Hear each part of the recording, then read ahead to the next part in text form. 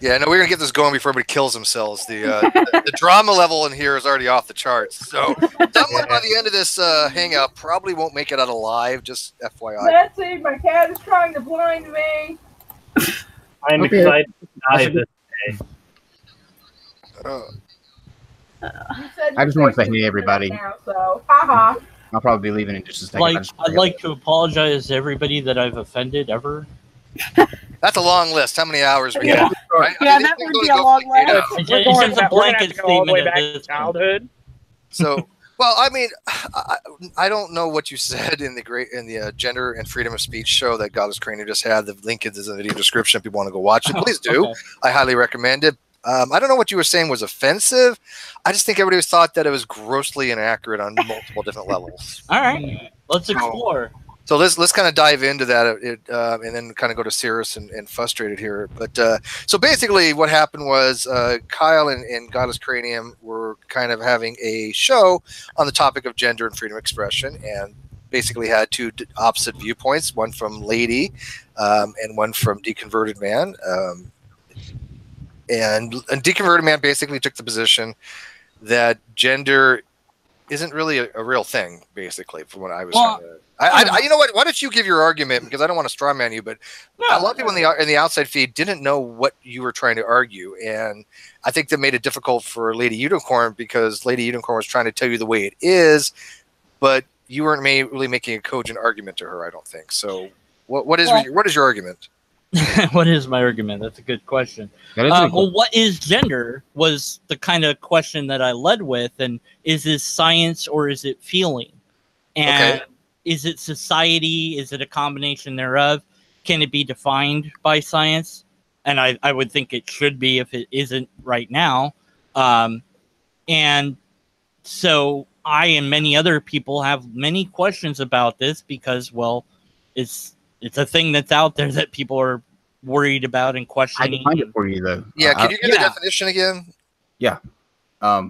It is let me pull it right back up. Okay, gender is the state of being male or female, typically used with reference to social and cultural differences rather than biological ones. So what I was trying to explain to you, the Converted Man, was that this is a thing based on what the individual considers themselves. It is outside of the biological aspect, or the, as you kept putting it, the science aspect of it. It is specifically what the individual feels that they are. Right, that's the key importance. That's the whole takeaway for what gender is. Right now, I have said, and I do agree, they're two biological sciences, assuming sexes, and that's just what I mean by sperm and ova, right? But there's also chromosomal sexes, there's genomic sexes. There's a lot of different ways you can define sexes. I think biological sex is male and female. Male deposits the sperm, female have the ovum. That's kind of how it's ubiquitously defined in biology, from my understanding. But gender is not that. Gender is on a spectrum. Gender has to do with social normative roles in society. It has to do with how people think, how people feel, how people relate to different things, right? And so the state of being male or female, other than or rather than biological ones, is a huge distinction there, because it is what somebody thinks, right? And you were trying to say that, oh, just because I think something doesn't make it true. Well, actually, yeah, no. It doesn't make it necessarily ontologically true. If I say, hey, I think I'm a cow, I'm not ontologically a cow, but it's still a fact that I think that way. Pizza. I did. Yeah. Right. The other day, just real quick, I ate a whole pizza to myself. I actually looked it up. It had 1,550 calories in it. One pizza. Cow. I felt like a cow. Look at you, my cheat day from hell. I know. I'm still trying to get down to the last few pounds, and I ate that whole freaking thing. And I got to tell you, people, it was scrumptious. It was scrumptious. But anyways, back to the topic. So, but anyways, I'm not an actual cow, but DM, you do realize that I still think that way. I still think that if I'm a cow, that is a fact. It's an incorrigible belief by virtue that I think it. I think that I'm a cow. It's almost like a tautology, right? Yeah. Right. Right. Okay, so if somebody says they think they're more female, they relate to feminine normative things. They relate to how females generally are in society, how they dress, how they're supposed to act, things that we think are gender roles, right? Because gender roles are how genders are in society. That's what they mean by gender. If I say, hey, gender-wise, I'm a female, I am literally saying I'm thinking something rather than biologically. That's the distinction. Lady, would you agree on that? I think that's a decent distinction, though. Like I said before, there is also identity in general separate Absolutely. from. But I would like to add something there because you said that well, Kyle said that scientifically there's nothing that can actually prove this. I actually have found something that can sort of link this to being scientifically proven. By the way, I didn't say that, deconvert. I said Also, that. science is dysphoria. Yeah, we don't like the word proven in science, but here's you know what I mean. Yeah. But here's the thing that I kind of go against with DM on and many other things when it comes to this type of evidentialism.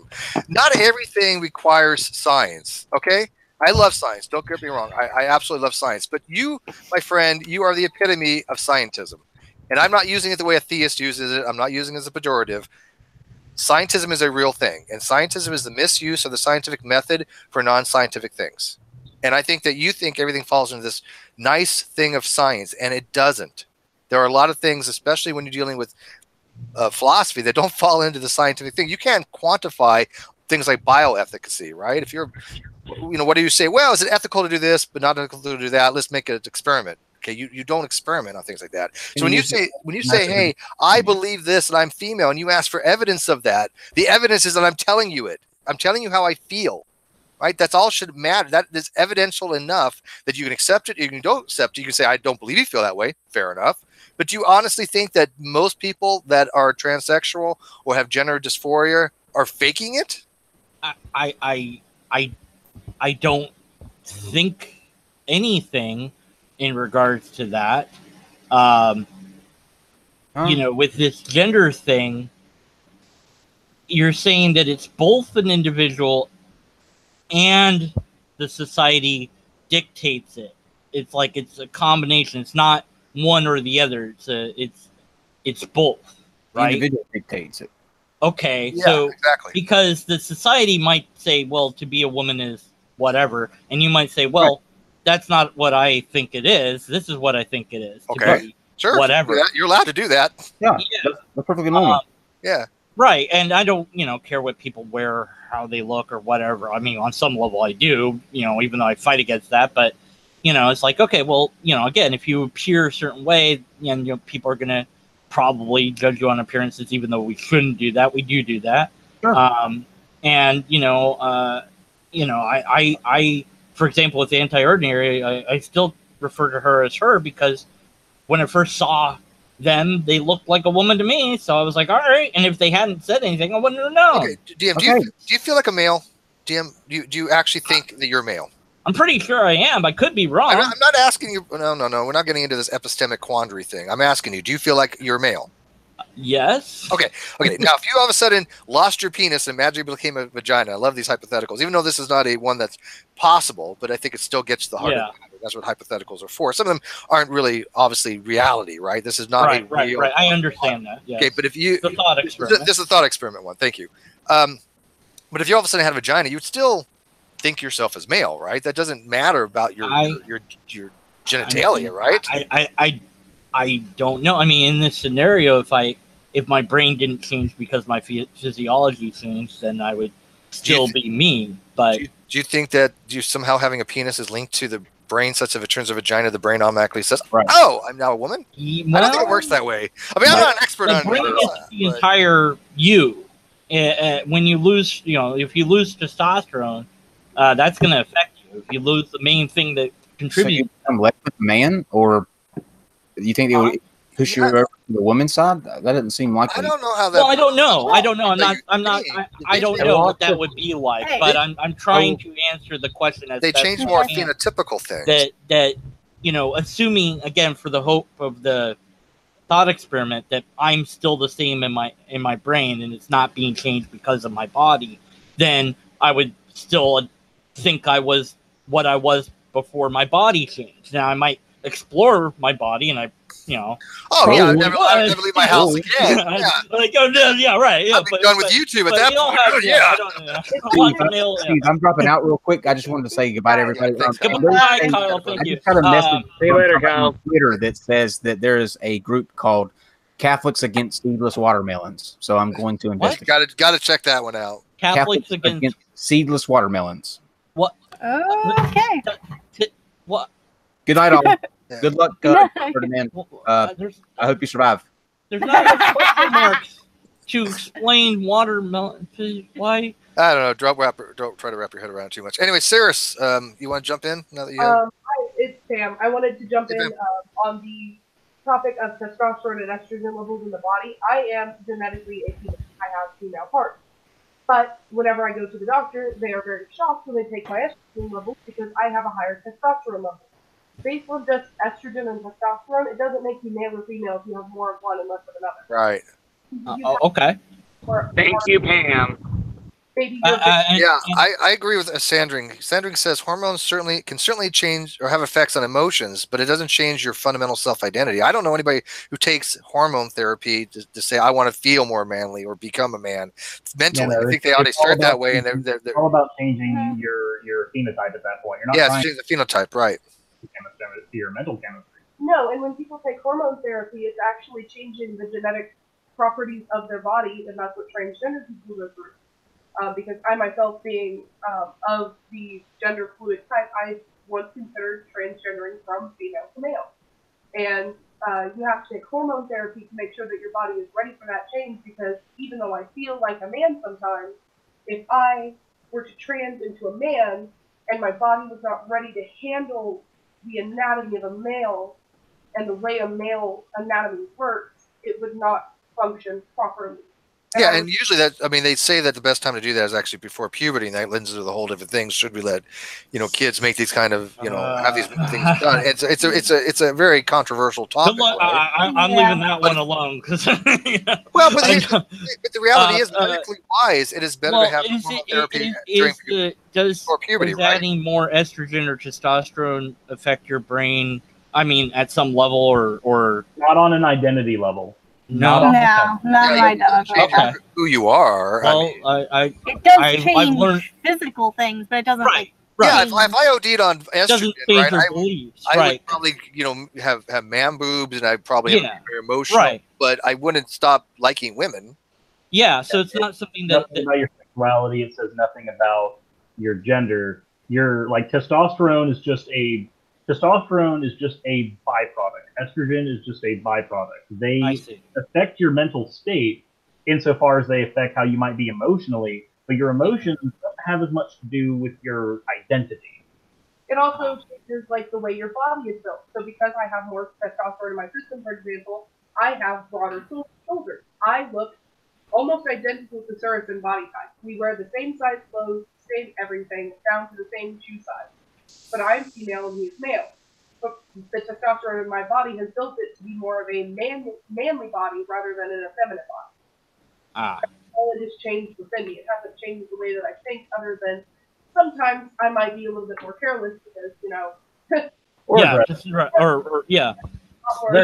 So I mean, I was trying to, sort out this, because you appear to be a woman to me, and so if you have, obviously there's a scientific biology that we can say, okay, you're this and you're that. But then hold on. You have to also remember there's a scientific psychology as well. Right, and that's where I'm trying to separate the two. That's where I'm kind of. I think the problem, if I might, from my own perspective, is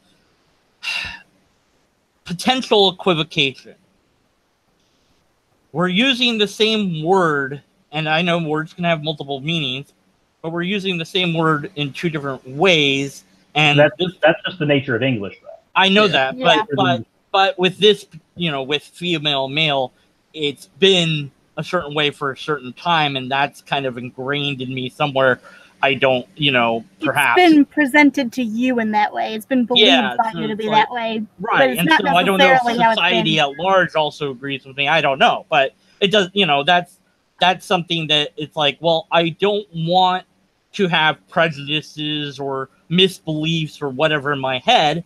I want to understand this, and if there is a science to it, I want to understand that science. And if there, it's not an easy issue. It's a complicated issue. And what I'd love to see is a video series on it, like we do with, you know, the Age of the Earth and Biological Evolution and all these other playlists that exist out there.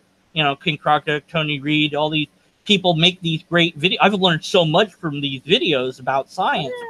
I mean, it actually sounds to me more like you want every single person who ever supports that side, not only for that to exist, but for every single one of them to point you to it and to a specific one that you can access without any worries about a paywall, that meets your standards, that does what you want, et cetera, et cetera. Yeah, the burden of proof is a real thing, lady. So, well, hang on.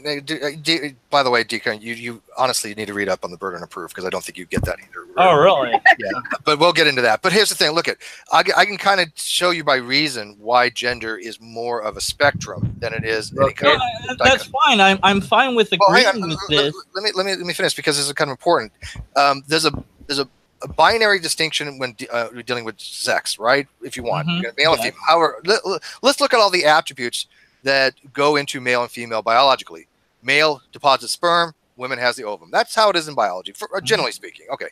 But in gender, you have how you view yourself with your body, how you view other people, how you view interactions with other people of different sexes, how you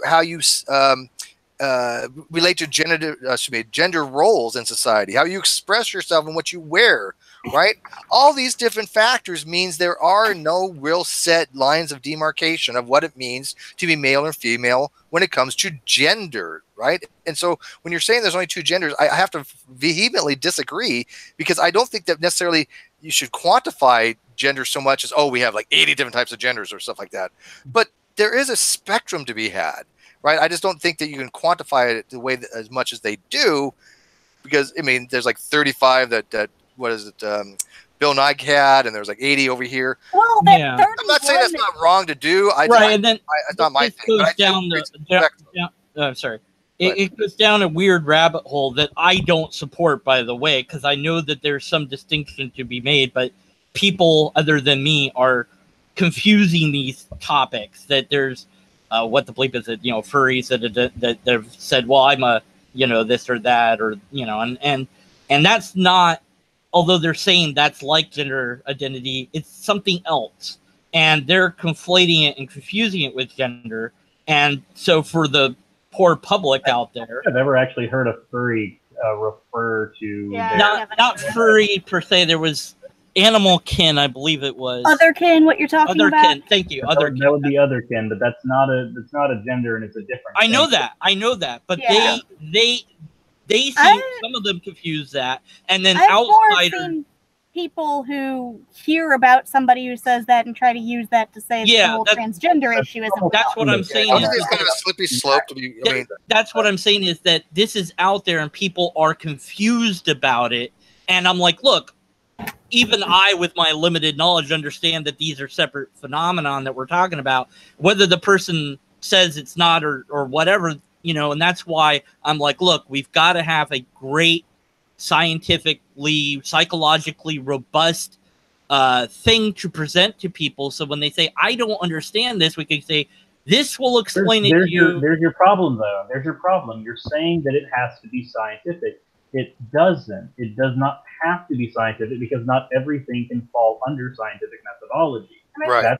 That's scientism. That's when theists complain that certain atheists use scientism. That's what that's what the educated ones are using. The other ones just throw that word out there. What I'm saying is not just the science, the philosophy, the society. Gender, so you can also identify with those genders. Right, but I mean, some mixing there that might be confusing, but they are two different things. Personas are identities, whereas genders can be in personas, because personas can be male, female, in between, whatever, and still have an identity. So it might be that it's just an identity thing and not. Right. How many different ways are there to describe an individual, right? I mean, and I think that's where people get confused with the other kin and attack helicopters and all this silliness. Right. And they go, well, if this is open to whatever, then why is this not allowed? Why can't I identify as God or whatever? And it's like, well, because it's not the same thing. And that's what I'm saying is there's a hard line to draw. And, well, if not science, then how are we going to draw that line? Unfortunately, you find yourself in an issue, and I think I'm kind of leaning where Lady Unicorn sits here a little bit. It seems to me, and please correct me if I'm wrong, but it seems to me as if you have a bubble of the way you wish things were. And that part of that wish is things being easily identifiable. But unfortunately, when it comes to the issue of identity, there can be as many identities as there are individuals. So they're not going to fit in a comfortable bubble. That's not how it's ever going to work. Well, yes, that's understandable. And I accept that as being the case. We're all different because biological evolution is going to make us different. It's just the way things are. I want to understand it to the best of my ability to do so. And so what I'm asking part of that though would be conversing with somebody that has that and then trying to understand their argument as opposed to trying to refute or debunk it. And I think that's the problem, because I have seen some of your interactions with other people in the community when it comes to stuff like this, and it seems your go-to, and I can understand, believe me, I have a Skeptic YouTube channel as well, and I can point to somebody who hates the fact that I do this. My go-to is usually, that doesn't sound about right, let me look this up, let me research it. My go-to is a refutation or a debunk, so I understand where you're coming from there. I can empathize with that, but unfortunately, when it comes to something that I will never understand because I don't have an identity issue. If I look in the mirror, I don't see male or female, I just see me. I don't understand what it is like to look in the mirror and see a particular gender. I don't. I just recognize that I'm male. Whereas with me, some days I wake up and I'm like, oh, hey, I'm a female today. And then other days, like, Chris will try to hug me and it's like, I just feel like not female right now, and I know that he's straight, so like on those days I tend to stand away from him because I feel like I'm male. Oh, I've had weekends with Cirrus where I don't think he's too straight. When it comes to things like that, and this is the issue with identity, because as many identities as there are individuals, your best resource, 100%, is going to be to ask those individuals, and once they tell you what their standpoint on it, if they are not virulent, are not caustic, are not needlessly offensive, and they are saying, this is how I identify, this is where I'm comfortable, would you please refer to me this way? It costs you nothing, especially because you and I both are coming from the same platform. We're both skeptics. We both have skeptic YouTube channels. We both are at least decently highly critical. However, it costs both of us nothing to give somebody their identity, something that they have probably been wrestling with for longer than you know, and you cannot make the assumption that you do know. And part of the issue when you're refuting constantly is it seems as if you are assuming that you know, but you won't unless you're getting the information straight from the horse's mouth. And at that point, you might need to believe the horse. You know, and I like how you put, you know, how they approach the issue, right? I mean, I do believe that feminist standpoint theory and gender study is a bunch of bollocks for the most part. However, there is something that gender studies does get right. Obviously, gender is a real thing. This use of pronouns, again, I'm not a big fan of using Z, Zim, Zer, right? I won't do them because I think that's I won't do it either. I think I will not say those words. But you know, the they and them, that's up to the individual. But I got to tell you, I'll say this: if your goal is to be using pronouns such as they or them, you're going to get a lot more people convinced to use them by how you approach the issue. And if you're militant about it, most people won't. One, there's a backfire effect, but more importantly, I do think that in some ways that gender studies and feminist standpoint theory tends to indoctrinate impressionable people, especially these kids that are having these issues, that they have to have it this way, or else society against them. It forms a victimization. Yeah, that was my point that I was trying to bring up with that. Not that this is that they're using, if you will, this word, and they're using minority groups to gain power. That's what they're doing. And it's unfortunate because the people are suffering because of this ideology. I mean, you can argue whether they're suffering because of that ideology or because of people who fight the ideology. Or it's hard to tell, right? Oh, the ideology based on nothing, then I think we do away with the ideology. It doesn't matter if the ideology is based on nothing, because philosophy can be based on nothing. It's constructed, and then it's found to be useful, and then it's kept. Or not useful. Matter. That's the issue with trying to approach everything from the side.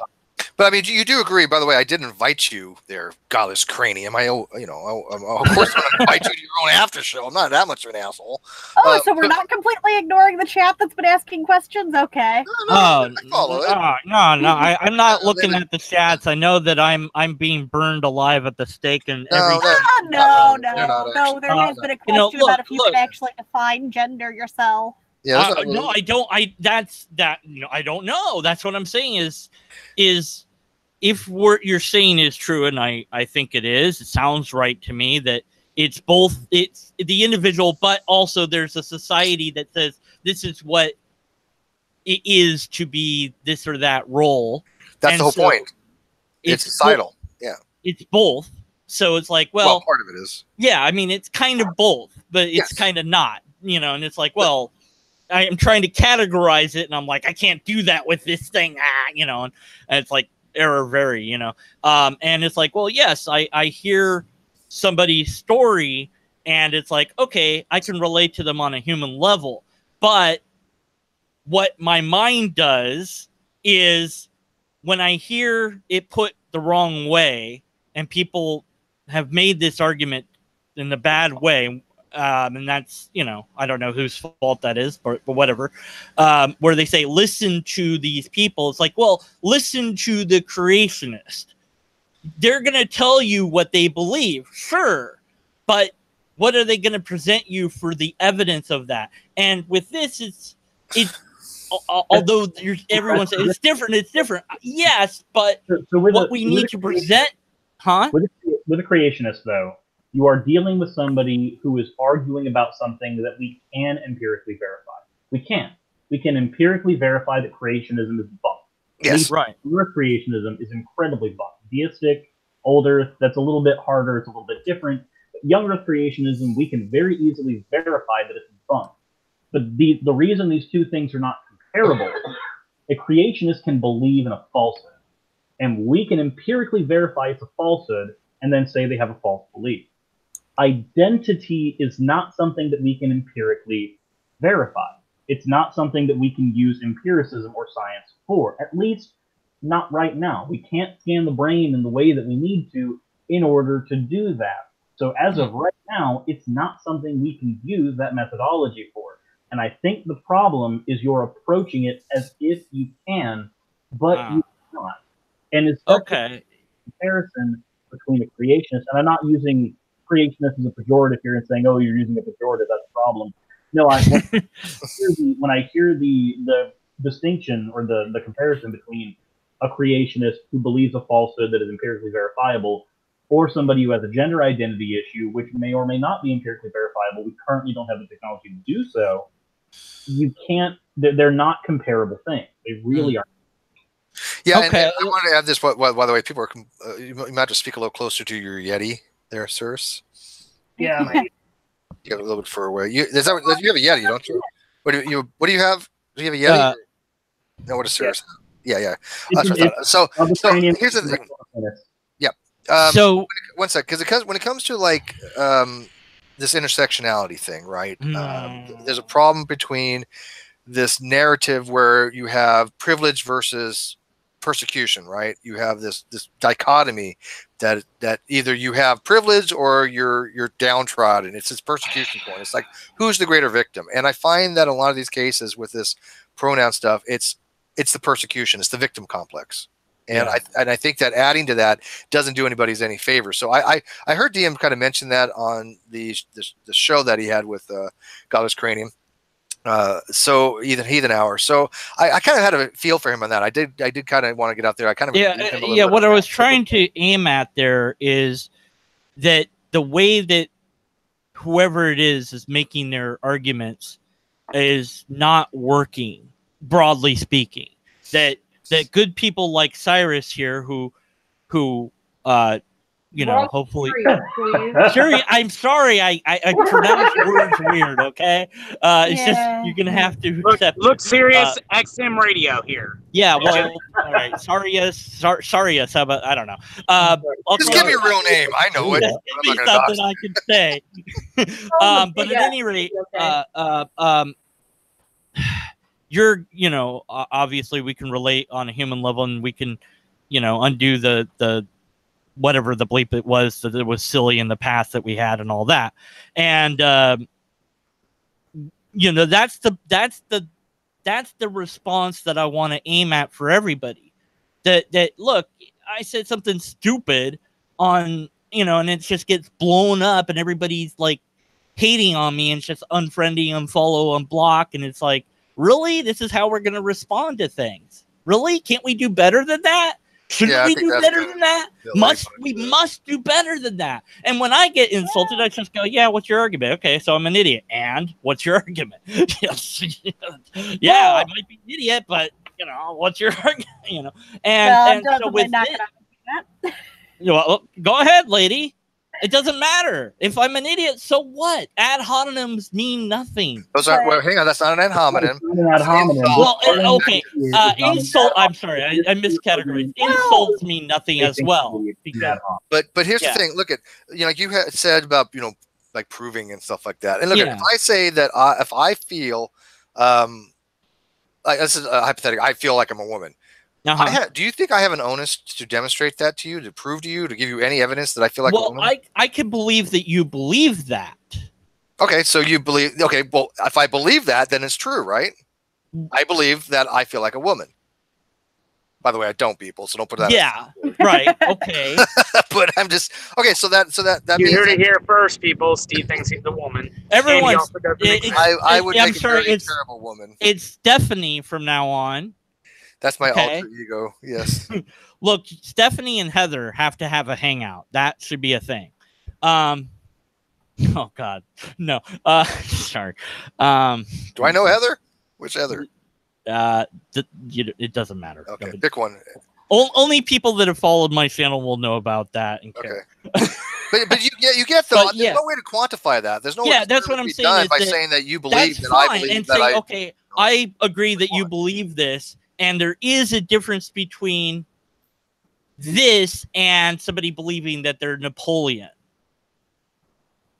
Well, yes, obviously, but I mean, the person still believes they're Napoleon. But again, Napoleon is not acceptable societal norm, right? I mean, we do accept people. We know most people think themselves as male or female on the average, right? Yeah, you have gender non-binary and stuff like that. But so most that's people, the argument that we need to. That's not a fair argument, right? I mean, right. About genders, people that we do know.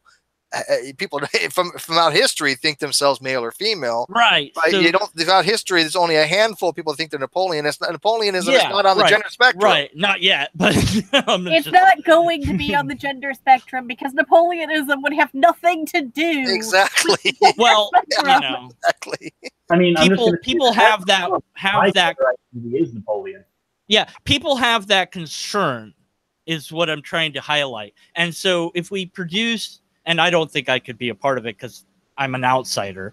But, you know, if there's like I said, now, whatever science there is, we show that. Whatever philosophy there is, we show that. And we have, you know, citations when we can. And we say, okay, this is what all this is. And that could be a wonderful, beautiful playlist and whatever. And then it's out there and people go, okay, now I've seen this and that's it. Then they're convinced because they have whatever there is to have as far as the evidence, and the arguments are good and the philosophy is sound, etc. And it's like, I want somebody to do that. I know it can't be me. So I was like, somebody do this, you know. Whatever you're looking for. Well, you know, you said there is no evidence when it comes to gender because it's just what you believe. So we can say that, fine. And we can say it's different than this because of that. We can outline all that for people so that they don't have these confusions that people have. And people are doing slippery slopes and worried about who's going into the bathroom and all this. And again, though, what evidence are you looking for? Right. That's whatever we have. Well, hang on. Yeah, but that's critical. You're looking for evidence. So, what evidence? What hypothesis do you have that you're looking for evidence to reject the null hypothesis for, or substantiate your hypothesis? What do you want to see? Well, I don't know what there is, but I would say, like I said, there's a couple of studies that have shown that the brains match whatever brains and things like this, and that might help the case. But then there's psychology, and we could. What are you even arguing, though? I'm still confused. What you're even arguing right now? I'm asking. Am I the only one here that's woefully confused with the argument? I am asking for the same sort of care that we, collectively speaking, have put into showing people the age of the Earth and things like that. That's a category error. That is a category error. Okay, so there's no evidence for it, so I don't believe it. How about that? Okay, wait. Hold on. You just said if I told you I feel like, hey, wait a minute. You just said if I said that I believe I feel like a female, you said you'd believe me. Now you're asking for evidence.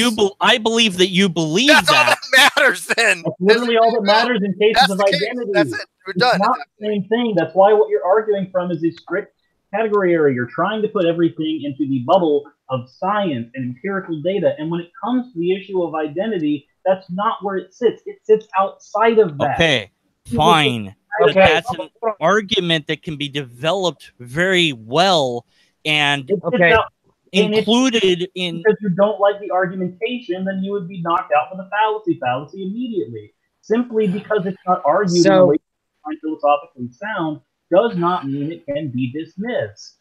Yeah. Okay. Exactly. So the realm of logic. That is the fallacy. Wait, that is the fallacy. Exactly. What Chris just said is fallacy occurs if and when you conclude that the conclusion is false because the argument sucked. I don't care. I'm skeptical of the conclusion. That is to say, I doubt it's being true or false. And all I'm asking somebody to do. And again, it can't be me. I wish it could be. I'm an outsider to this. You keep saying that it can't be you because you're an outsider, but that's not why. If you actually looked into it or knew the stuff yourself, you could still make the case. You could I could potentially, but I make the case. That's not. Hold on. I've got something. Okay. So I don't know why I'm being pushed back against why people won't. Why are we arguing that we shouldn't create a video series like this? No. Because that's all I'm asking for. That's all I'm saying. We need that. It's not needed. I don't know how much is needed. Inherently. So hold on. I feel like I did when I was a Christian. People are like, oh yeah, there's evidence for it. I'm like, evidence for what? Again, what do we evidence for? I don't know what the hell you're talking about, do you? There's evidence that people feel like what they say they feel like. Damn it. Is that what you're asking for? Is you literally want evidence that people feel the way they feel? Does that even make sense to you? Yes, it does. But you guys are not. You're not hearing. Okay. You're hearing what you want to hear. Let me say this, okay? I'm trying to explain it the best ability that I have, and I feel like I'm not being understood at some level. Well, clearly, you're not being understood. Here's the thing. Okay, there are things that we can verify empirically with biology. Say there are people that have a woman brain, or they have testosterone more than estrogen, or they have this or that chromosome, and all of that is data that we can say this is part of this, or maybe it's not. I don't know. And then we can say, here's what identity is, here's the philosophy of that, here's how that works. And we can present that as best as we can. And we say the evidence of it is that it is a tautology. I can accept that from a logical stand. Okay. Thank you. But it's goodbye. But it's not really a tautology in some ways. I mean, thanks. Yeah. Good talk. Good talk, Steve. Thanks. Hold on. I've been trying to say something here. Yeah, Frustrated has been trying to say something for a while. Can I ask you this, deconverted man? How do I prove that I love Sir? How can I? Oh God. This is something that Christians have asked me many times. You can't prove love, so you can't prove God. Of course, you can prove love. There's multiple ways to prove love. Okay. And real quick, not just by the things that we do. Hang on, real quick, because Frustrated wants to get in here, and he has been waiting. But one quick thing on that, real quick. I like vanilla more than I do chocolate. Is that how do I prove that to you? We feed you vanilla and chocolate, and how does that prove you anything? I fake it. There's nothing. We can scan your brain and see what it reacts. No, you cannot. No. Okay, so we can't. Okay, so all right. And with well, that, I don't know. Have we tried to conduct an experiment to see whether or not we can find out if you like one thing or the other? You're falling to scientists. So what, you're saying we can't do it? Are you sure we can't do it? How do you know that? Yeah, I can tell you why. Because we have what's called an epistemic limit. Exclusively proves the point that you are falling for the error of scientism using the most proper form it can be. Yes, these are subjective experiences. You do not prove subjective experiences, right? I cannot. I think that a test could be developed to do that. Well, then you don't know science, because again, these are my subjective experiences. So are we saying that a test can never be done to prove it? Yeah, not when it comes. Yeah, argument. Oh wow, how do you know that? Because it is a subjective experience. If I say that I have experienced this, so you're saying that we'll never develop the technology to figure it out? That argument. Well, I am. I don't think you could ever. I believe there are epistemic. Okay, well, that's a great belief that you have, but I reject it. Do you deny? I don't think that anyone is. Wait, do you deny we have epistemic limits, DM? What do you mean by that? Can we know everything? Is there I don't know. Maybe we can. So you right there have an epistemic limit because you don't know something, right? Well, why don't we try and see if we can? Well, that's not my question. Do you think that there are limits to our ability to know things? I don't know. Okay, so if you look in reality, right, you are looking at through filtered perceptions, are you not? To some extent, yes. Okay, so we never are able, because we are human beings with sensory limitations, able to see reality for what it is. That reality is forever outside of our epistemic limits. We can never get to an epistemic vantage point. We can see reality for what it is. That's why they say we have a map of the terrain, but we never actually see the terrain. Okay, but same thing with like subjective feelings. If Cyrus has a subjective thought that he likes something more than something else or whatever it is, right? At that point, I have an epistemic limit because I cannot get into his head and validate that's what he thinks. Yes, that's the social construct, the social contract that we have with each other when we say, I feel this, we believe it because we do. And, you know, I ate dinner last night, we believe that. But if I ate dinner with the president last night, that's a claim that might need some evidence. Okay, so hold on. So I love that you pointed out the idea of the social contract, and I'm 100% on board with you with that. And the reason we have these social contracts, would you agree that one of the reasons we have these social contracts is because when it comes to conversations like this, there's a particular cost to me agreeing with a particular statement. So if somebody tells me Allah does in fact exist, and we have a particular schema of what the religion of Islam is, therefore there is a cost, there's a social cost, part of the social contract, when we agree or disagree with that. Correct? Do you agree? Mm-hmm. Yeah. Okay. So, and there is a social cost, however minimal, for me to agree with you when you say you did in fact eat dinner, correct? Yes, so hypothetically, yes. Measurable. But there is a social cost to it. Okay. What is, in your opinion, the social cost via the social contract, however you wish to define it, of accepting someone's personal identity? What is the social cost? I don't know, to be honest, at this point. Because now this is good because I am what I want to lay out here is, again, it's not a matter of necessarily that I won't call somebody whatever. I might. I don't know. I'm still working on that internally. But I'm trying to bring to the table not just my whatever, but also what I've observed that other people are worrying about and complaining about and, going off on things about. And I'm just saying, look, we can make a good case for this. And so I'm on your side in that, and I'll help shape the argument as best as I can if you want that help. But that's my field. That's it. That's all I can offer is the logic. Somebody else will have to do the psychology and the philosophy and the science and so on. And we'll make that case as best as we can so that people besides me can, and me as well, can see that, whatever that is that we produce, and go, okay, now I understand it. Now, of course, people won't always believe it no matter what we do, but we've got to do the best that we can. And I don't, it feels like I'm being pushed back on that to some degree and say, no, we're not going to do a video series about this. Just believe what we're telling you. And it's like, yes, no, but if somebody wants to make a video series, by all means, that's what I'm saying. That's all I've been trying, you know, that's but all to I've be been honest, asking this for. will only, in order to do this, would be something that would be covered in a single video. No, it wouldn't be. It would be a massive project, and it wouldn't be massive. What are they trying to show? I'm still. Well, okay, there's multiple things. Okay, so you asked for so there is some science behind this. Okay, there is some science. So you know what gender dysphoria is, correct? Yes. Okay, so why do you think people have this gender dysphoria? I don't know.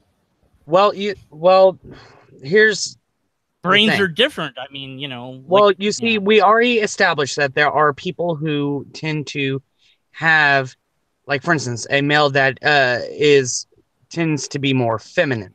We have all these different things like that, and we can prove this. Or well, not prove it, but we can see that this is the case, and we can use science to figure out why. Yes. So. The science behind this is the fact that there are certain chemicals in the brain that does cause these opposite biological sex things. Like, for instance, there's science that shows that these chemicals can actually cause a man to feel more feminine and a woman to feel more masculine.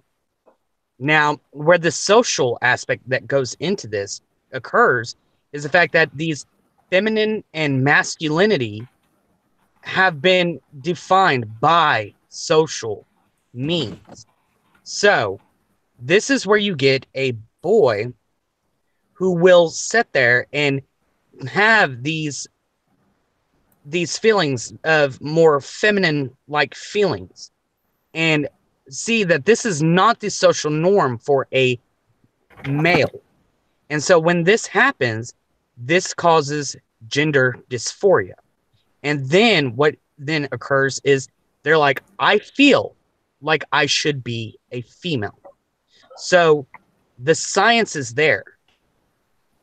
You're just not exactly. But all I'm saying is that we take all of what you said. We take what science we have about this. We take what philosophy there is of this. We define sex. We define gender. We do the hard work that's required. Like I said, all I could contribute to that effort would be my logical ability. That's all I could do. Well, that's just the thing, though. That's just the thing. Is I just gave you the reason behind it. There's no need now for a video for you because I just gave you the reason why. I'm asking this for everyone else. My God! Wait, can somebody like Mac? You're not. It's not. You're trying to convince me. Yeah. You're trying to convince everyone else. Mac, this one thing isn't going to do that. Okay, Mac, can you explain real quick the difference between logic and reason? Because I think Deconverted Man uses these terms interchangeably, and logic and reason are not the same thing. Just say something's logical. You need a logical argument for it, right? Premises fall to a conclusion. Right. That's a logical argument. But reason, you can use a deductive reason, you use inductive reason, but logic is usually in a form of a very specific thing relating to. I honestly do not understand why the resistance is being put forth to doing something that would benefit people.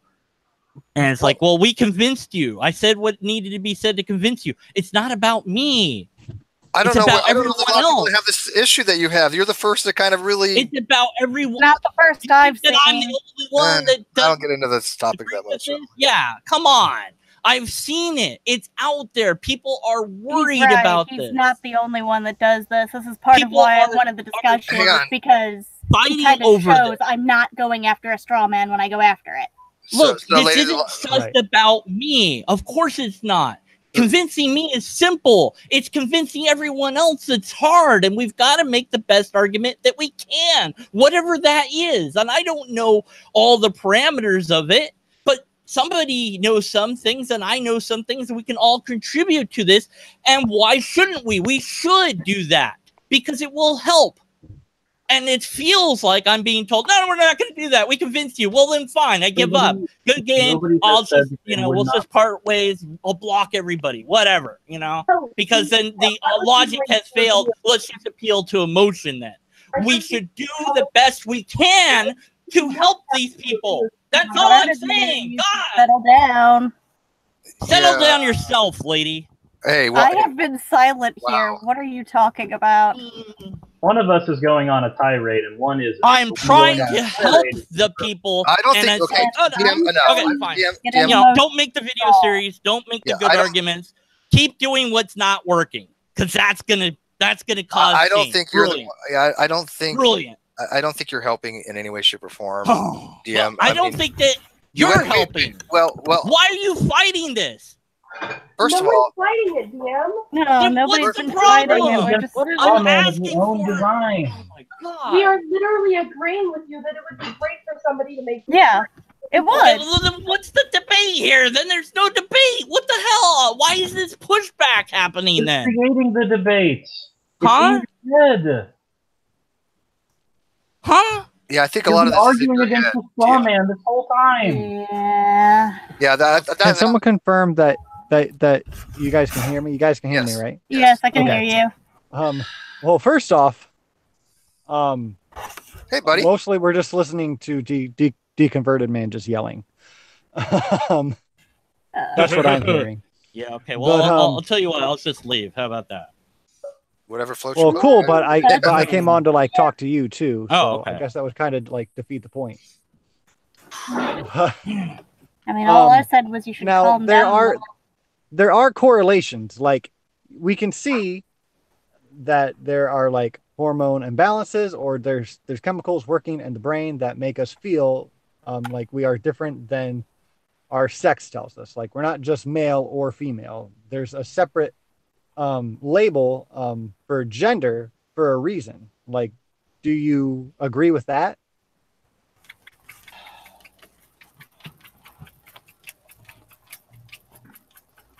The Deconverted man? What was that? I heard nothing. That was weird. I didn't see a thing. I'm sorry. I'm on a bunch of different tabs at this point. Once we got to the after show, I was just kind of hanging out and way more laid back. Well, I figured it would be a little more. We can get a little more detail than what you had on the topic with the Godless Cranium, right? Because obviously, Yeah, because it's time limited over there. You can't go into much detail. But I heard a lot of stuff that I knew wasn't correct. You knew wasn't correct. Cyrus knew wasn't correct. Frustrated Atheist knew wasn't correct. Mac knew wasn't. We all kind of went, okay, this is not right. So I think that we wanted to have this to kind of explain to DM. This is where we think that your argument's failing, right? We pointed out the scientism numerous times, and yet he still really relies on scientism. And I think that's something that needs to be broken if he ever wants to I've got 3 things. Okay. Actually, I can reduce it to 2. All right. It's empirical evidence, repeatable test, or a valid and sound argument. I could reduce that to science or a valid argument. I gave you the science behind it. You did, and I'm not. And I would just reduce it to a valid argument, and then for that valid argument, one of the things you can use is science. All I have been trying to say is not about convincing me. It's about everyone that's out there that doesn't understand where the line is drawn and when and all of these things that are interfering with this, like these ideologies that are using gender to gain power rather than what it's supposed to be, and all this confusion that's out there. That is, people worried about what bathroom somebody's going to use, and people doing weird things, like a guy walked into a woman's locker room, took off his clothes, and said, "You can't kick me out because I'm a woman." And it's like, Well, again, people are worried about this, and all I'm trying to say is the best argument we can offer anyone is one where we have some evidence to show them. Maybe we don't have a lot, but we give them whatever we've got, and then we make the other arguments as we can. And it just felt like, and maybe this is my own perception, that everybody was pushing against me on, well, you just need to accept this. Like, look, I accept that there's science on this. I don't know. I still honestly do not know what to make of the word being used in a different way. And that's something that I have to resolve in my own head. Because for me, woman has meant sex and gender. That to me has always been the same thing. And so, and the reason why I got on this is because I know where you're coming from, because at one point in time, that was me. Right, I did not distinguish between sex and gender. Yeah, those two were interchangeable. Right. Yeah. But, and a lot of people do the same thing. And all I'm trying to say is, whatever it is that we can do to get people to be compassionate towards these individuals that are going through stuff that I have my own problems, and I know what that's like, but I don't know what their problem's like because I don't have that problem. And that, I can sympathize to whatever extent I can. And part of that is I just want us all to make the best case that we can for this. And it has felt like for a very long time that whenever I ask questions about this, or whenever I've tried to, poke at it, that it is a listen and believe philosophy thrown at me rather than what Frustrated said. And it's like, that's not good enough. We collectively speaking can and must do better.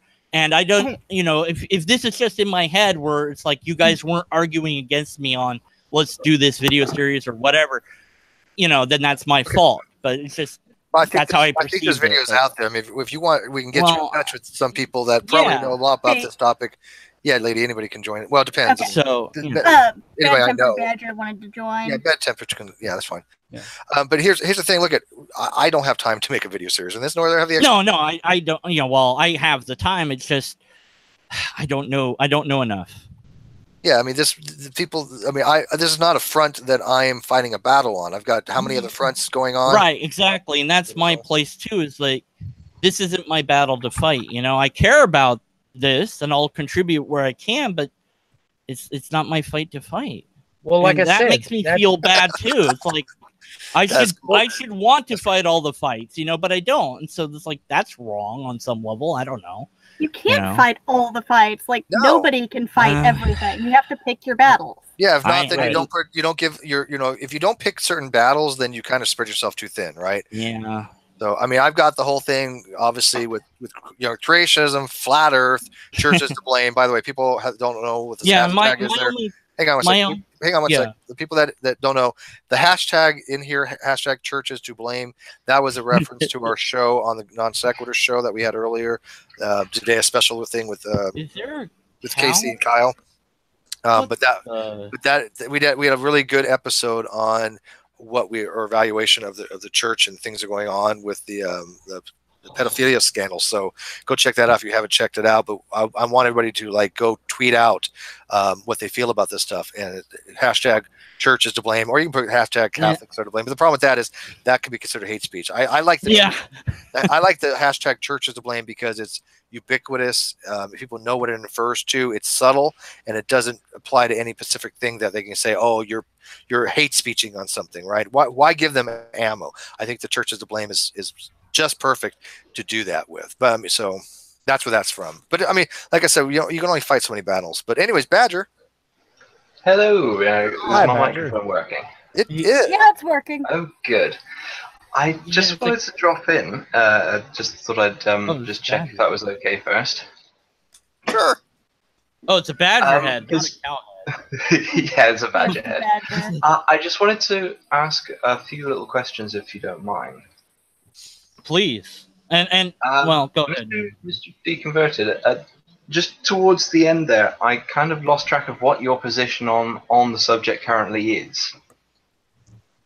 It's a good question because, you know, after hearing everything that I've heard, it seems that this, for me personally, as an individual, I have compassion towards the people that are dealing with this problem, however you want to define this, because I don't know what it's like to wake up every day in a different gender feeling or body feeling or whatever. I don't know what that's like. I know what my issues are like.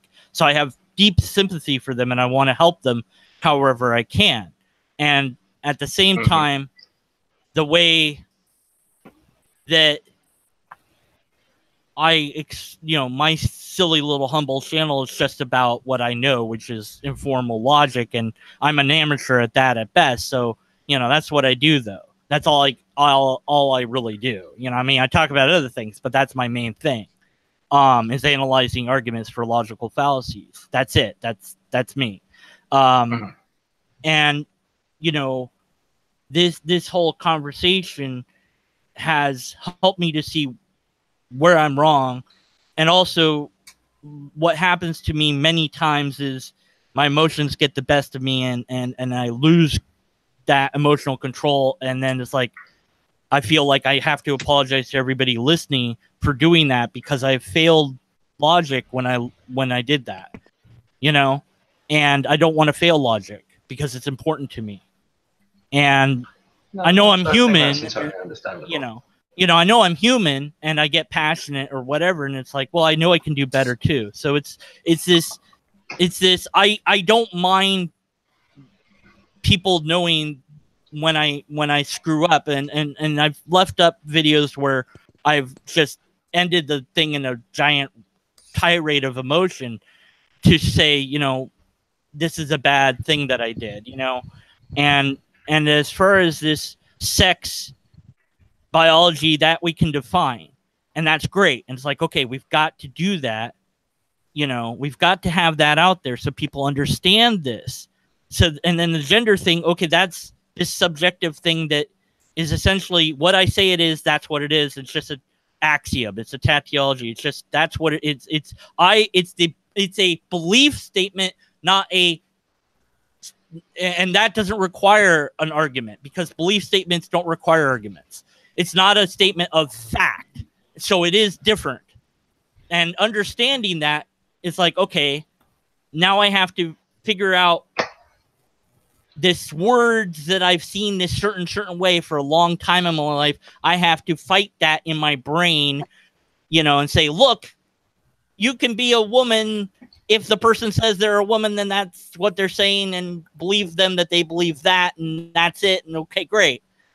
That done, you know, and not be, and because it is subjective and they're talking about gender, although maybe they didn't make that clear, and I don't know if they should or shouldn't, I don't know, but it's like, okay, I'll assume that they're saying that because in my brain it didn't match up, so they must be therefore not talking about biology, you know. And then the broader point that I was making in regards to, you know, making a video series about all of these topics that we're discussing about is because I have compassion for the trans person and everyone else, but, you know, I mean, I know that this is a big thing that's out there that people are, you know, like say Ben Shapiro, who says, well, you just are mentally deranged, you just believe you're that and you're really a guy and you'll always be a guy. And it's like, I know he's wrong, but and it's like, then give him, yeah. Okay, so I am changing my position on this to make it clear. I did have just a little question about that. Yeah, well, but it's going to take me time to sort that out. I wanted to clarify something here, though. Whenever you're talking about someone's belief, that is a fact that they believe it. Right. Yeah. That there's no oh, it's a belief, it's not a fact. It is a fact. Yeah, and I think the problem is that Deconverted Man falls into the whole Arn Raw and a few other people that use the word belief congruent with faith, right? And it's not. And the word belief is not a bad word. Matter of fact, belief is what gets you to knowledge. You cannot have knowledge without belief. Well, belief is a very, very powerful thing, and it doesn't mean that we just, I believe, you know, some random thing. We have to have justified belief. Exactly. That's what I've been aiming to understand at. And I did have another little question for you, actually. Yeah, go ahead. I'm sorry. I don't want to cut across. I don't know how to shut up. Okay. I'm used to my own channel where I can make an hour-long video. Okay. I don't want to cut across anyone. I just want to go say, ahead, please. It could be shown that the best way to you mentioned wanting to be compassionate and caring and looking after people with these difficulties. If it could be shown and demonstrated that the most effective way to do that was to use someone's preferred pronouns, would that be acceptable to you? Yes. Absolutely. Unequivocally. You give me that good argument, that, you know, the things that I asked for, and it's like, yes, I have to change my mind. That the evidence or argument should hypothetically compel us. The problem, though, is that it doesn't necessarily have to be a good argument. The argument is simply they believe. That's kind of where it's... Well, yeah, I would want it to be... I mean, I think I could work on the argument. I'd have to have more details, but I could probably... You don't have to have more details, and here's why. And I'm not trying to do this as a method to assault you. No. I do want to make a comparison. What information, once somebody tells me that they are Christian, what information do I then need to accept their personal label of Christian?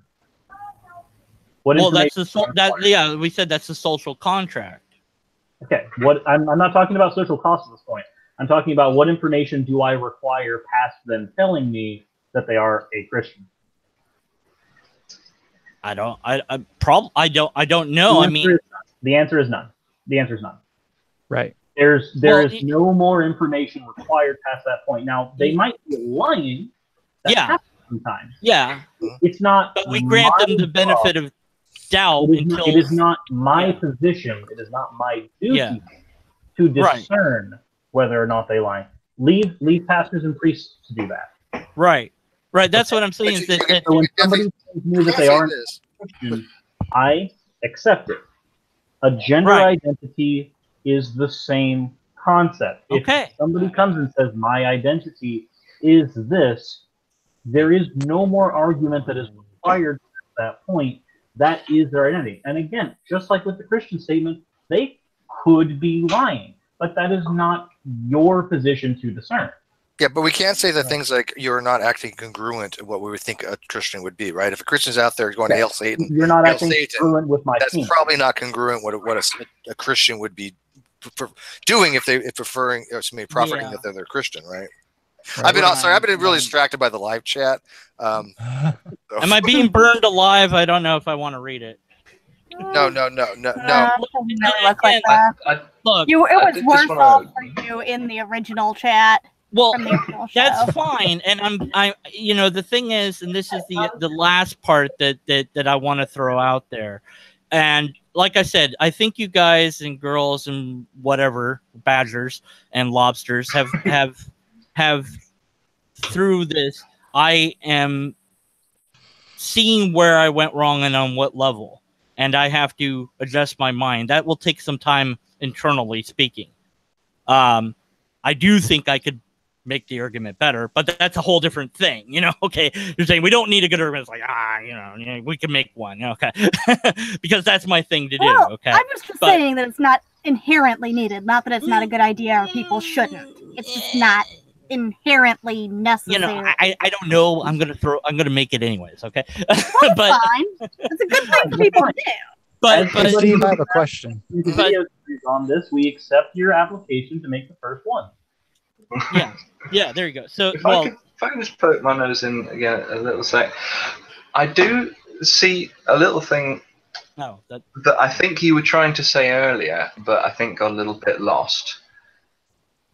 Which, correct me if this wasn't what you were trying to say at all, but I think one of the points you might have been trying to raise was that without further research and discussion on the subject, it can't necessarily be determined if that is the best course of action, you know, referring to somebody by their preferred pronouns.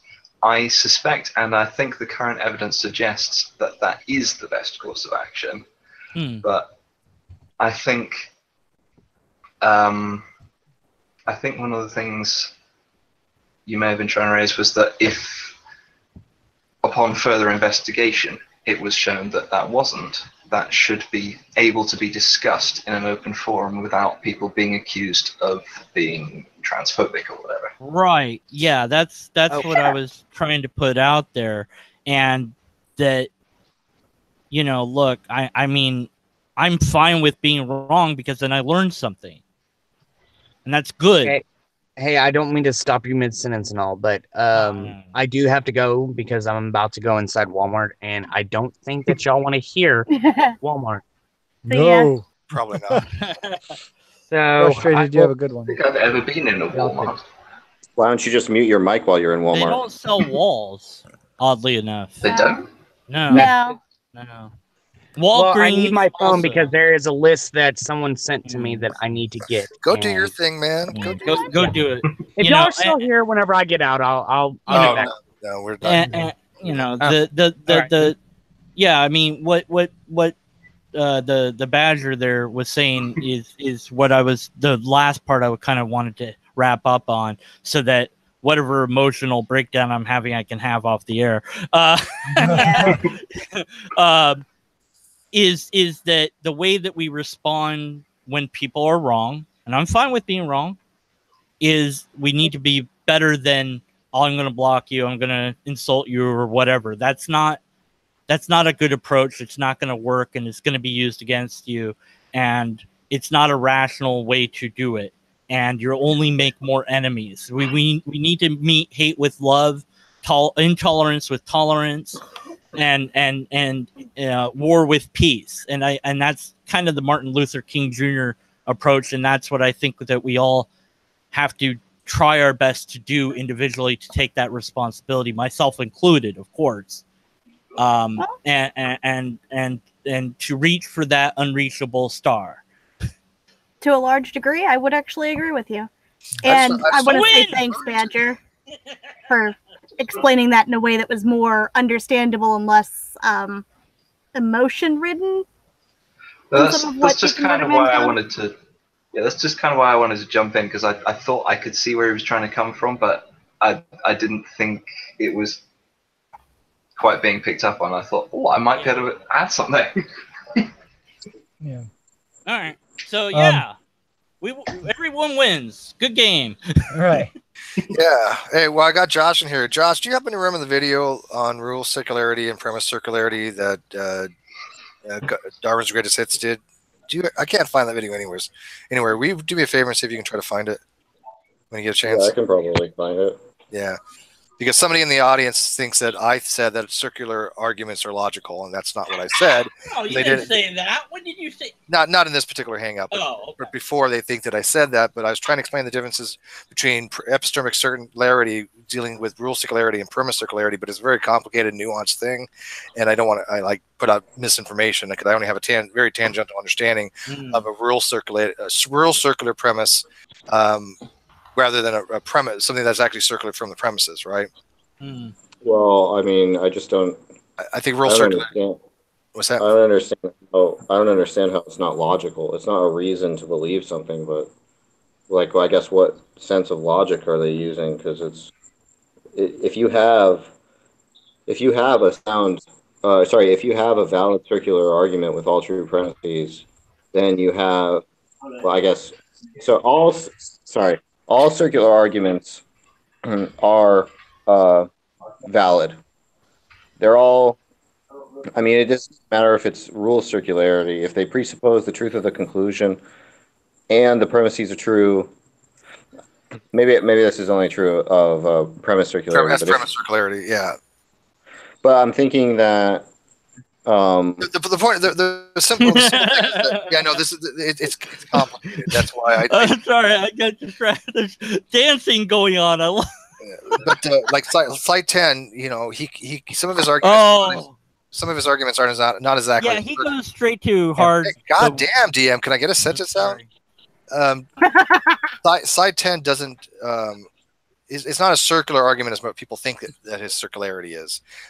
His arguments are stemming from a presuppositional position, but he's not guaranteeing the conclusion from the presup, right? He's not saying God exists, here's my argument, therefore God exists. He's not doing a conclusion argument. That's why it's not circular. That's what I was trying to explain to somebody they didn't quite grasp that. Because I know. I think it is. I think it is circular though, because if he was to do that, that's not what he's doing. No, I think what he ends up doing is so you could just ask the question, like when he gives a response, like how do you know that you're getting revelation whatsoever, say by revelation from God. So I think that's a directed. Sure, that begs the question. Not just begging the question, but it's directly. It's like saying, "I get revelation, therefore I get revelation." But the other day he was saying something, and what he was saying wasn't quite circular. That wasn't what he was. And I can't remember.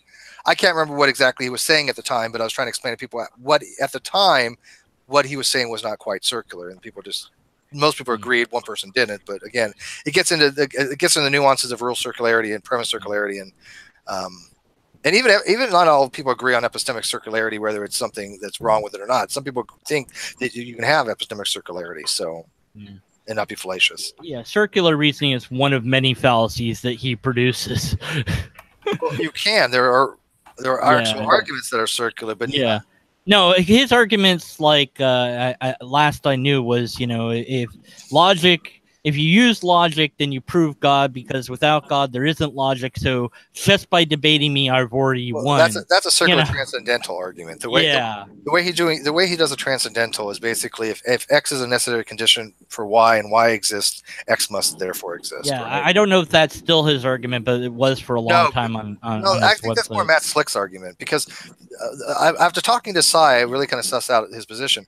He's not arguing that God exists from any kind of logical arguments. He's saying from the beginning, almost by fiat, because he's presupposing it, that God exists, right? So he's not concluding anything. He's putting as a presuppositional argumentation. I'm not cool with that. I don't think, because we have a discussion of what it means to have a properly basic belief, right? I thought he went into heart soulfullism because he did that before, so maybe he's changed his tune. I don't know. I have to analyze. I was going to analyze his talk with S.J. Thompson. I put that off long enough. His argument is basically you don't conclude something that is already there from the beginning. Right? I had Karen help me out, and we analyzed his debate with Matt Dillahunty, and it was fantastic. So I got to get on the ball on that. Well, Matt annihilated him.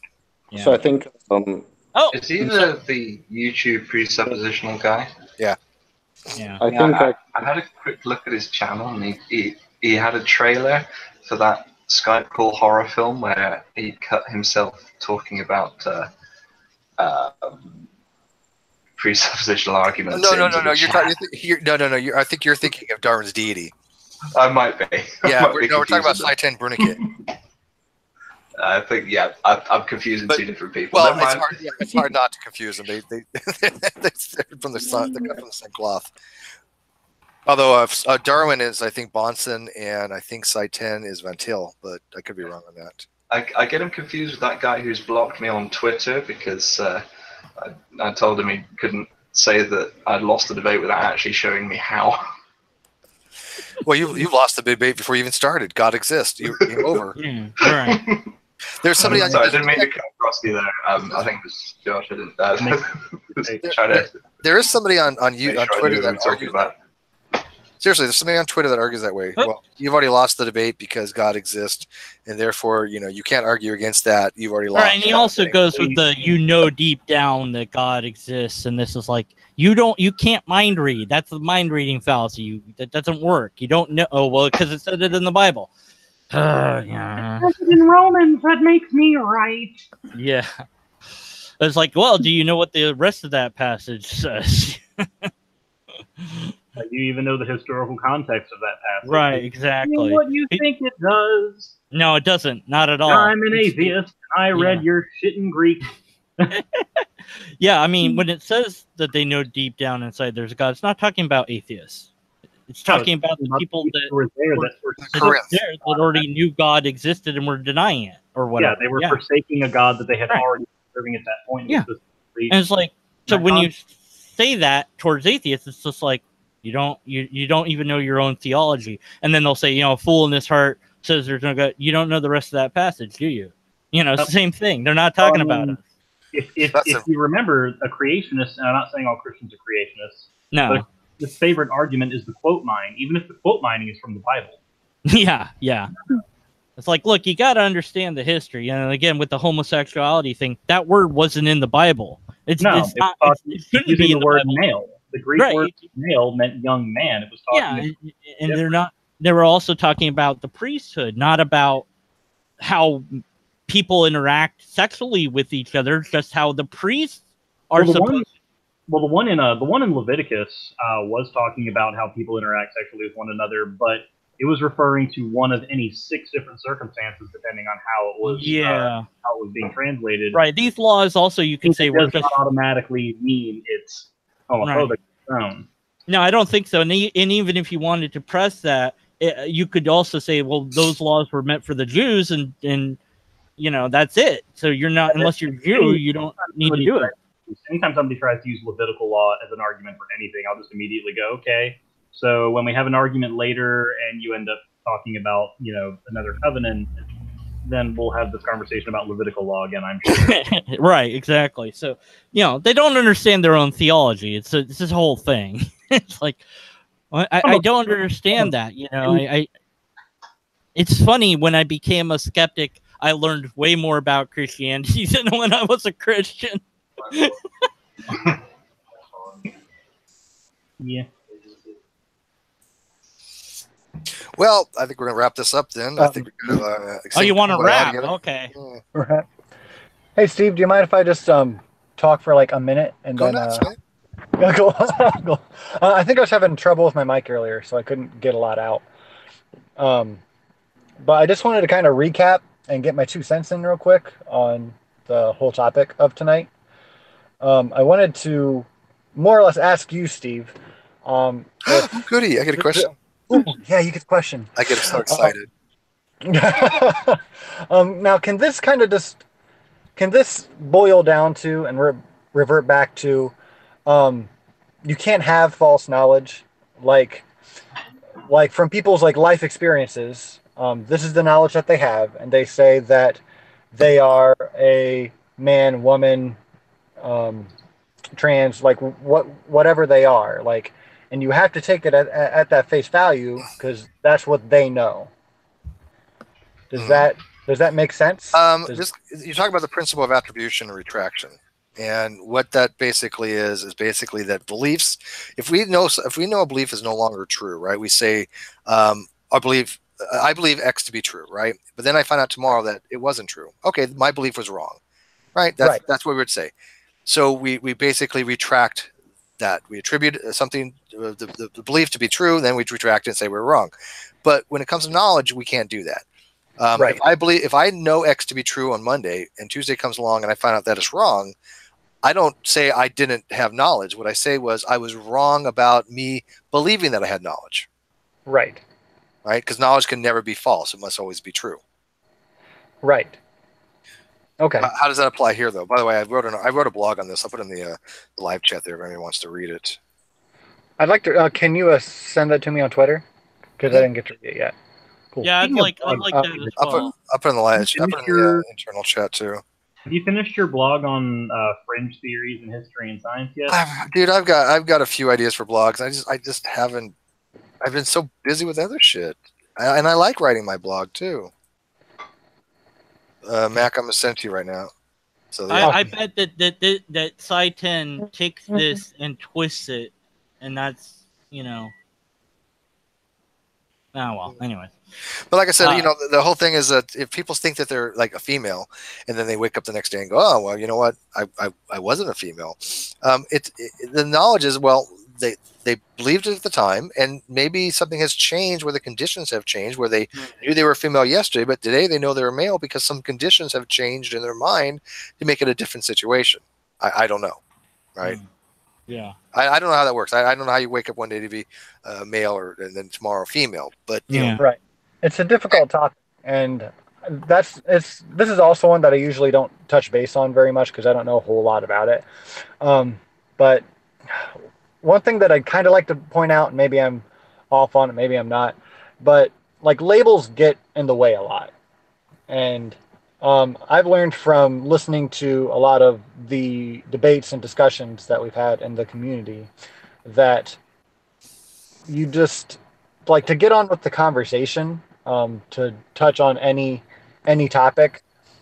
You need to accept who you're talking to, like their label, to get on with the conversation. Like if Steve says he's agnostic, but I think he's an atheist per se, just go with what he says. He's an agnostic.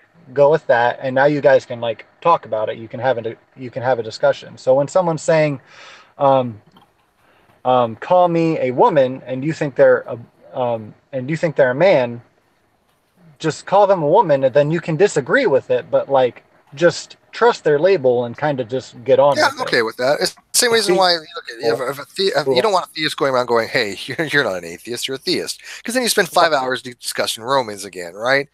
Right. You just say, "No, I'm not a theist," and you move the fuck on. And if a theist doesn't abide by that, you don't have to talk to them. Go, you know what? You're not gonna like show me the respect that I have. Let me tell you what my position is. Then I have no reason to talk to you. And by the way, I don't think anybody has an onus to have a conversation with anybody, even if you assert certain things. Even if I say I believe X or something like that, I don't have shit for Shinola to have an onus to have a conversation with anybody that I don't want to have a conversation with. Right. You don't. Yeah, you don't owe them anything. Yeah, the burden of proof does not mean that. Oh, that's another blog I should probably give you real quick, DM. I wrote a blog on the burden of proof too. You might want to check out. I'll check it out. Sure. Cool. All right. Well, I'm gonna sign off for that. I need to get back into work, but thanks for having me on. Thanks, buddy. I think a lot of people misunderstand. I'd like to interact with that badger some other time. You got a furry fetish? Yeah. Well, look, my lobster.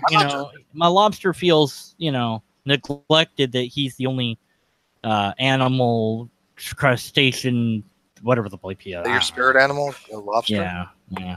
Jordan Peterson tried to steal it from me. I'll get him. Believes that their hierarchy is what we need to follow. Yes, I know, but I had the lobster first. Jordan Peterson stole your lobster? Look, it's my conspiracy theory. Leave me alone. I still think that Neil deGrasse Tyson stole one of my jokes. Maybe. Yeah, no, seriously. I mean, probably, I'm sure it's coincidental, but I actually wrote an e-card several years ago that said, I went, I wish I may, I wish I might, have the wish I wish tonight, and then it says, "That's a fucking planet. Your wish is invalid, you dumbass." Because you weren't wishing on a star. Yeah, and so he actually has said other things, something similar, like most people are wishing on a planet, therefore their wishes don't come true. I was like, I had it first, motherfucker. Go look at e-cards. I have a lot of e-cards. I've actually shown my e-cards in Pinterest 2 years ago, and I had some pretty funny shit. Even Kyle had to admit, and he's a comedian, so. I misheard what you said then. I thought you said you'd shown your e-cards and been arrested. No. He doesn't talk about that anymore. That's why he's deciding, we're going to call him Stephanie from now on, because he's got to go into witness protection. Some of them were pretty crass, I gotta admit. It was so bad. That's how bad it was. It was so bad. That's how bad it was. Yeah, that's what I said. It's a good saying. Stop picking on me. Hey, name I can't pronounce. Sirius. Cyrus. Yeah. I don't know if you saw this little. He is Cyrus. Had put a thing there for him. Yeah. So maybe the next thing, since you'll read those two blogs, maybe we can talk about the atheist and burden of proof, because I think that's a good whole different topic. Oh yeah, it is. It's way easier to fill that niche than this. I was out of my league on this one, and I knew it. I got to tell you, my argument, and this is like my own personal argument. This isn't a philosophical thing, but my own personal argument. It seems to me that if given two scenarios, a theist saying, "I believe God exists," and you have a lack theist kind of atheist, who's somebody who just lacks belief in God and doesn't want to proffer any kind of argumentation, then the theists just say, okay, move on, right? They I was going to say that that a belief statement requires no argument because it's a belief, whereas a statement of fact does. No. Listen, this is a belief has an onus, but the onus is an epistemic justification to oneself, unless they're making it as some kind of scientific or firm ontological claim where they're saying this is the way it is.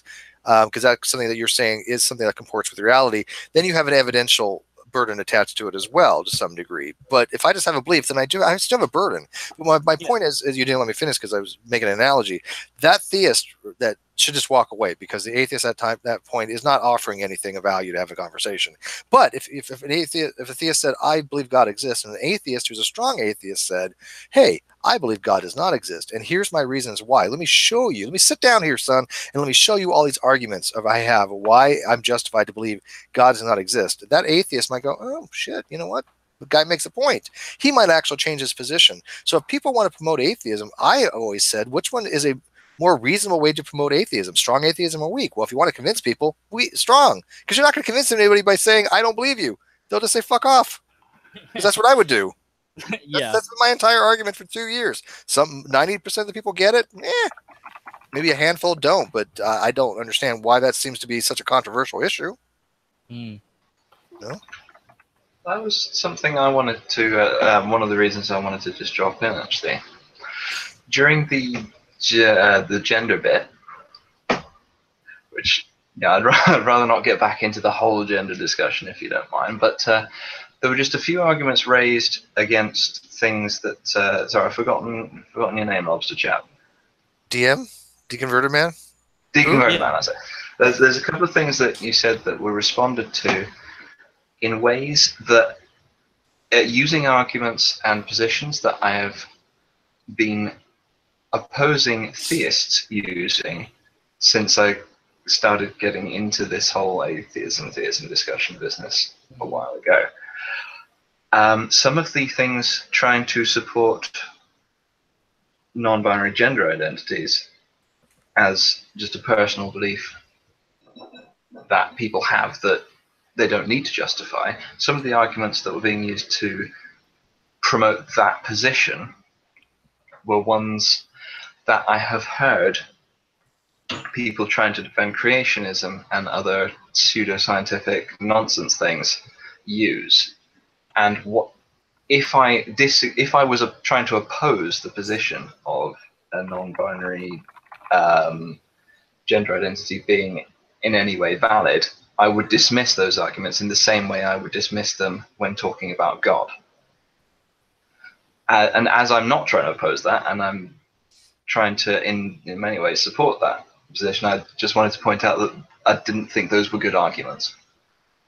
I think where that falls into, though, is that and I touched on this a little bit earlier, when somebody's arguing for a creationist standpoint, or specifically a younger creationist standpoint, we're dealing with something that can be empirically verified, and therein lies the difference between these two things. The argumentation might be similar between the two, but they're two very different issues that have two very different types of evidence associated with them. And that's why you can have what sounds like very similar arguments for one or the other. But when I say, I believe the Earth is 6,000 years old, and empirical data says I'm wrong, I'm wrong. But if I say, I believe that I am a woman, gender, not sex, there's not necessarily empirical data that can do anything about that. It's outside that realm. It's like when somebody says, when you can prove God usually being posited as a supernatural claim, when you can prove God with science, I'll believe in him, hold the phone, you cannot prove a God that is defined as a supernatural entity by science, because science by nature can only deal with the natural realm. That's where its limits are. It has limits, and that's where they end. So when somebody makes that assertion, I, as an atheist, will go, you can't ask that. It's not going to happen, because these two things are not the same. And that's the same thing with something like creationism versus identity. You know what, sir? I'm sorry. I'm never going to pronounce her name wrong. Right. Probably I'm going to pronounce it wrong. I'm never going to pronounce it right, unless I do. Cirrus, can you wait, hang on, Cirrus, give him your first name or one name that you generally want to use. I mean, if you want to just call me Chris, there you go. Fine. I didn't want to dox him. All right, I can say that word. although most people I can't say words. Don't make fun of me. Most people know That's who okay. you are, but yeah, Chris is his first name. Use Chris. It's easier. What you said there, it was like a light bulb went into my head, and metaphorically speaking, obviously. And I was thinking, oh, when somebody says, I believe in God, we don't have an example of God.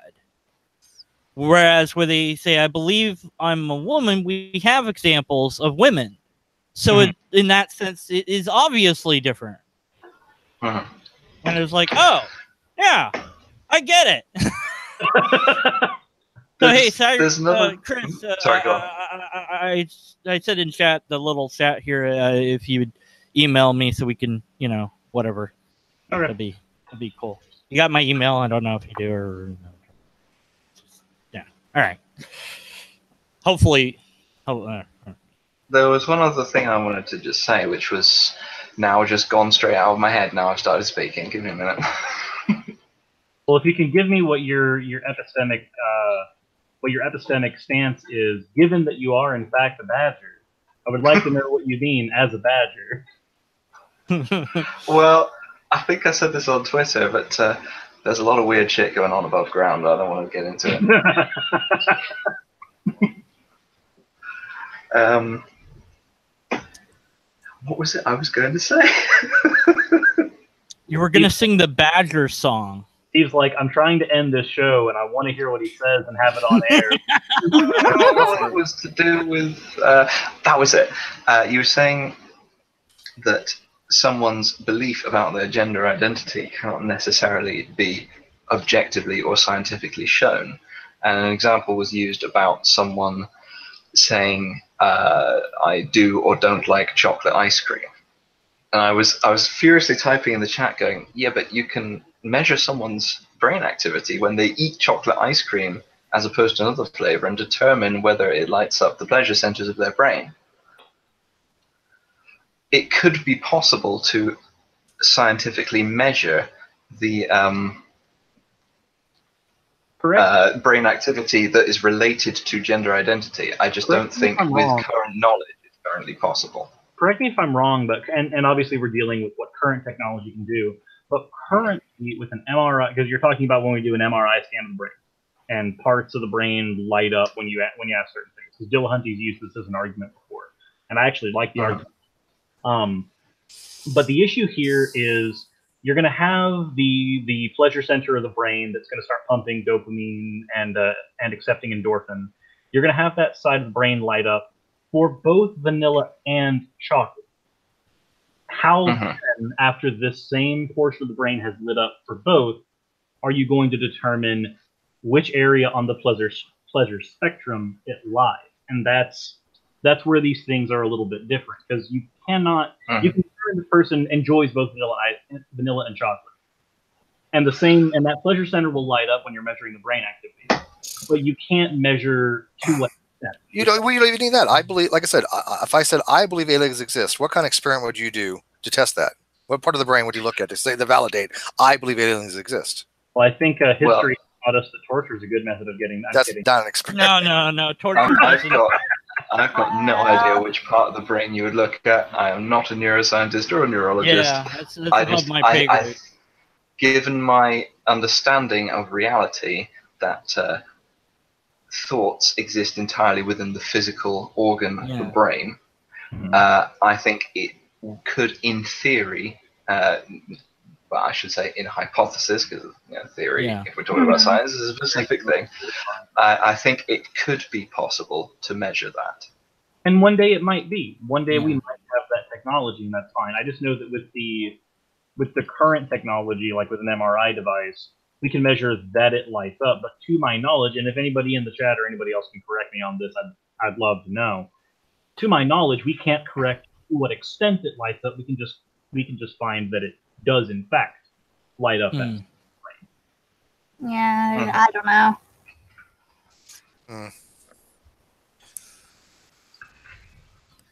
I don't know. There's a lot of talk in the live chat that was lighting up my brain, but we're not going to get into that because, yeah. Sorry. I could pour more oil on the dumpster fire. Hot drunk chick, hot drunk chick in live chat takes precedence over you guys. I just kind of wanted to poke my nose in and play devil's advocate a little bit. Badger, I want to talk to you in email as well, so I put my email in the thing. So, yeah. I just saw that. I'm just opening up my. Thank you. My email now to send you a thing. It is 4:30 in the morning here, though, so I will be going to bed after this. Let's go to bed. Late. Yeah, I got to. I'm turning into a pumpkin. Yeah, I think tomorrow. A lobster. I think I actually have the whole day off tomorrow. I have no non sequitur. Oh shit! No, I do have a show tomorrow. Got my password. and Steve, once this show is over, me and you need to talk about something for a sec. Ooh, I love when we have a quiet, quality time off air. So tomorrow, 1300 hours, 1 o'clock Pacific. We're going to be having Landon Kurt Knoll and Dr. Rachel Traylor, and maybe astrophysicist Dr. Kroon. I think he wants to join as well. We're going to be talking about what we're going to be talking about on DEF CON 1 Science. So if you want to get some smart people in a room together and talk about stuff, hit me up and we'll get you in. So, but other than that, I'm going to bed too. Good night.